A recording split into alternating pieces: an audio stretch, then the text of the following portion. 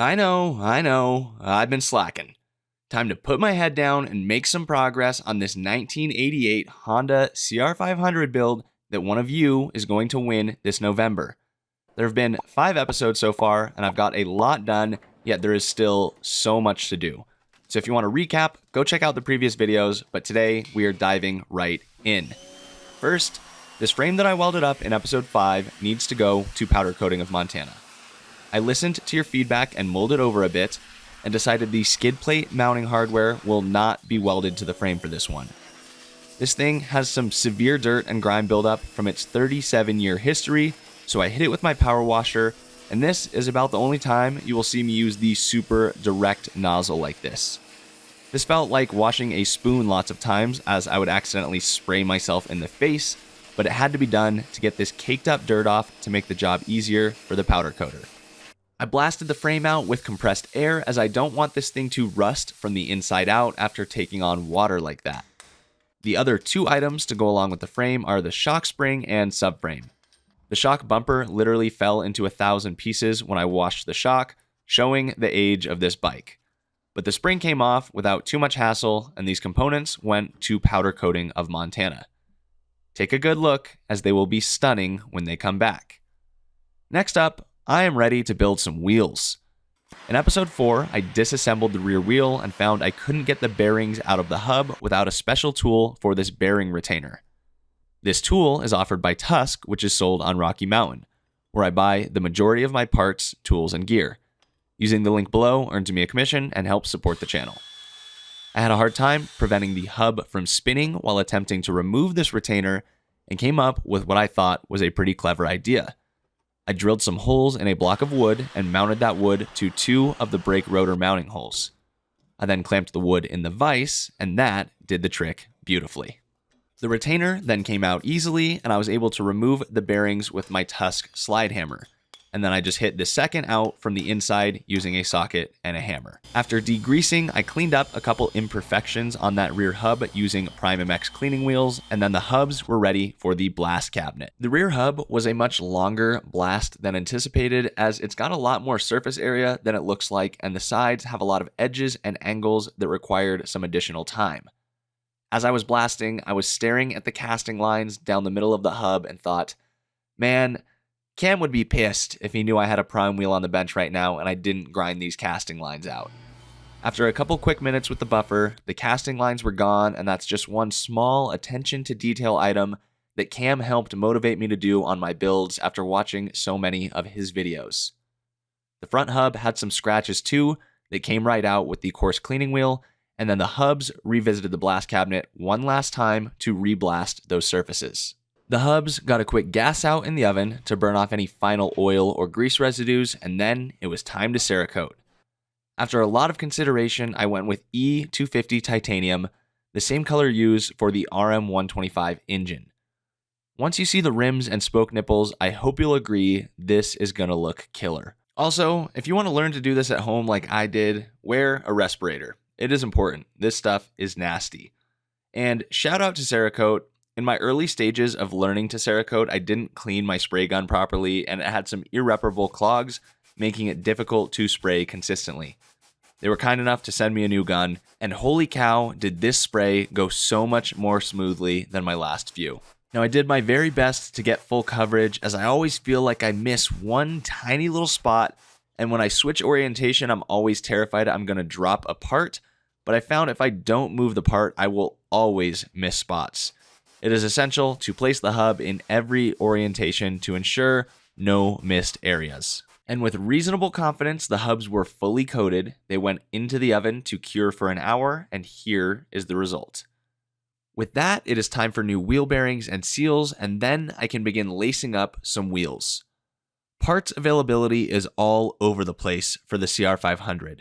So I've got front bearings and seals from SKF, while I bought a rear bearing and seal kit from Pivotworks, rear spokes with black nipples from Dubya, and front spokes from Tusk along with black nipples from Dubya.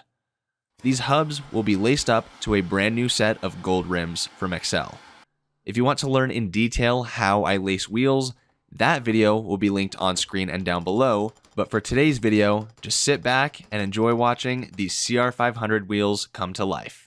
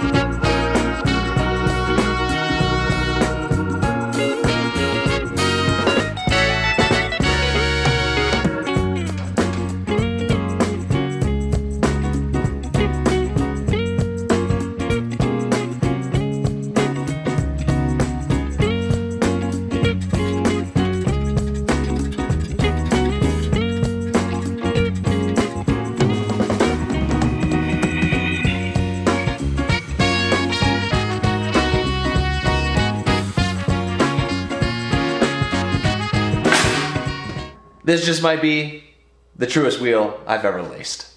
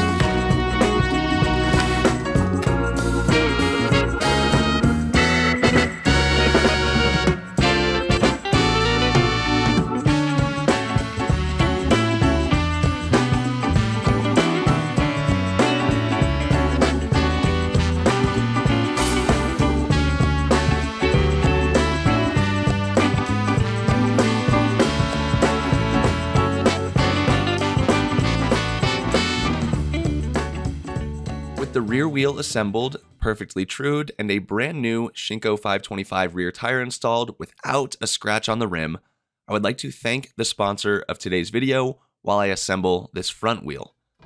MxLocker is the marketplace for power sports and is a great place to find used parts like this Honda front hub, the triple clamps I bought for this bike, and so much more.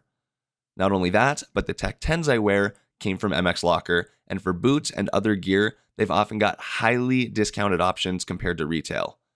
MxLocker is also where I sell all of my used parts left over from builds and other projects, and the selling process is smooth and easy.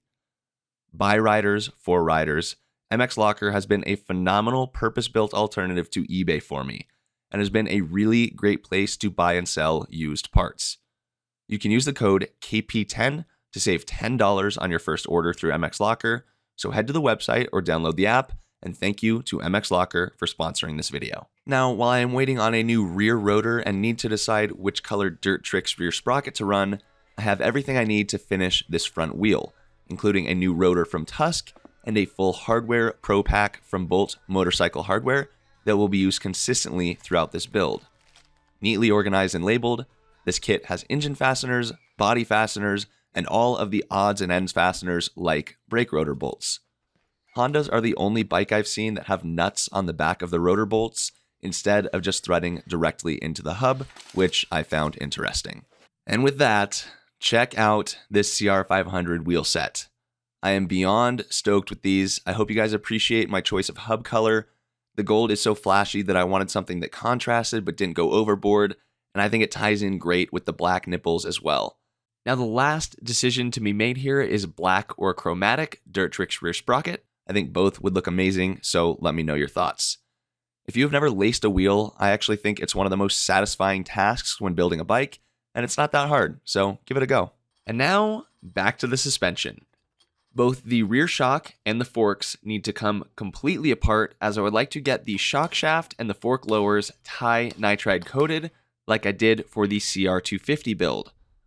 While this coating does have performance benefits of reduced friction and heat, for this CR500, if we're being honest, it's purely because it looks incredible. Now, I didn't know what I would find inside this 37-year-old shock and hoped it would come apart without too much issue. Oh my God.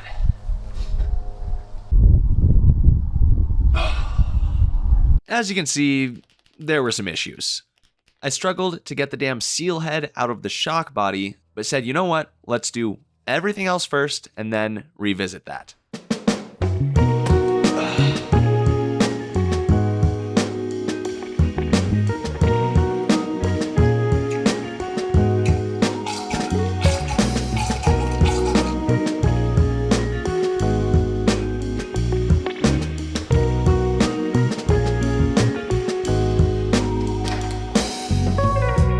And before I knew it, well, it was revisiting time. After a couple more failed attempts, I opted to use the "this is gonna work" method, where I hammered the thing out with sheer willpower. Woo! From there, I ground the peening off of the shock shaft in order to remove the nut that retains the shim stack and seal head, and I then proceeded to disassemble the remainder of the components from the shaft. Having done this on the CR250, I knew the process, which helped a lot. And one of the biggest things I had learned was heat goes a long way, as many of these threads have permanent thread locker that can only be broken down with the use of heat. But really, beyond the seal head removal struggle, this thing came apart pretty well for being 37 years old. I fully removed the shaft as is necessary to send it out for tie nitride coating, and finished up by pressing out the worn out upper shock bearing. And here is a 100% disassembled rear shock from a 1988 Honda CR500. Onto the forks, which I also picked up from MxLocker. If you need to be caught up to speed, these are 47mm Showas, and this CR500 will be getting an updated front end. Don't judge my bent fork cap tool here. I tried to solve some random problem with this many years ago and bent it in the process, but it still works. Onwards we go with disassembly.